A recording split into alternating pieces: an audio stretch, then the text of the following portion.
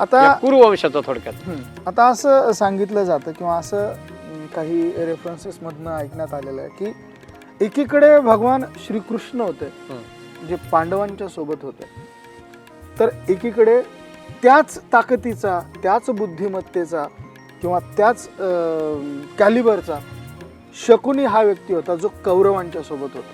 बिलकुल. आता शकुनी हा कायम आपल्याला विलन ह्या स्वरूपातच दिसतो, पण मग ह्या सगळ्या गोष्टींचा विचार जर केला तर शकुनी हा विलन आहे किंवा नाहीये तुमच्या नजरेत काय? नाही, काय शकुनी विलन नाही, तो खरा मास्टर आहे. तो महाभारताचा मास्टर माणूस जर कोण असेल तर फक्त शकुनी आहे. कारण हे सगळं त्यांनी फक्त त्यांनी हे शोधलं, जसं एखाद्या विरोधकावर जर विजय प्राप्त करायचा असेल तर त्याचे विकनेस शोधले पाहिजेत. अगदी विकनेस.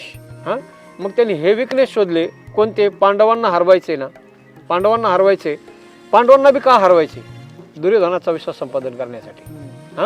पांडव जर हरले तर दुर्योधनाचा आत्मविश्वास संपादन होईल आणि पांडव युद्ध करण्यासाठी मजबूर होतील. अगदी हे सगळं त्याला घडवून आणायचं होतं. म्हणून त्यांनी एक तर त्याच्या बापाच्या सोंगट्याचा वापर केला,